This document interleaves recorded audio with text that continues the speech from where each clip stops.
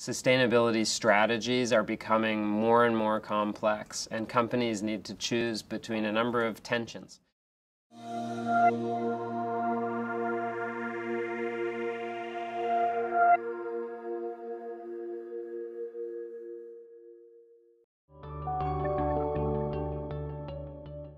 2003, I was driving through Germany with some friends on vacation, and we passed a number of large-scale wind farms. It was at that time that I realized that the United States would be in a race with Europe to produce clean tech. That was really the time that I realized I wanted to commit to a career in environmental sustainability from a business perspective. Sustainability strategies are becoming more and more complex, and companies need to choose between a number of tensions. They need to decide whether to go for disruptive innovation or incremental improvements.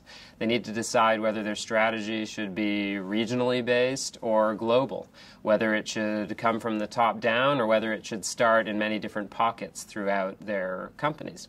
We're finding that companies really need to tailor their organizational approach to these questions to the way they're going after their strategy. One of our clients is a global manufacturer that had focused for over a decade on using environmental sustainability to improve their operational performance, save energy, and save money. They're now realizing that there are great market opportunities associated with developing more environmentally sustainable products and services. However, they've realized that the organizational structures that they've had in place, the teams, the people, the processes, need to be almost totally revamped in order to capture that new opportunity. Why don't more people support CO2 and climate legislation?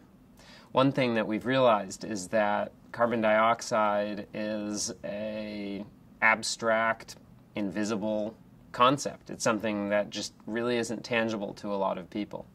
So while climate legislation, while CO2 limits are still absolutely critical for the U.S. and global economy, more and more companies need to find ways to make environmental benefits of their products very tangible to consumers. We've developed scorecards for a number of our clients that ensure that the marketing claims the companies are making about their products and services feel tangible to customers, so that we don't just talk about CO2 reductions, but we talk about dollar savings, water savings, increased control that customers and consumers will have if they buy those products and services. It's just one example of how companies are making the climate, making energy, making the environment feel more tangible for their stakeholders. It's important that companies not just improve technology, but that they also think about how the behavior of their customers and of their consumers needs to change in order to adopt and appreciate that technology. It's important that they think about how capital needs to be deployed among their customers in order to change infrastructure, in order to adopt the technology or bring it into the home, and so forth. And finally, it's important that they understand the policy landscape. How will policies affect the prospects for a given technology, and in what ways can companies influence the policy landscape in order to make adoption more attractive?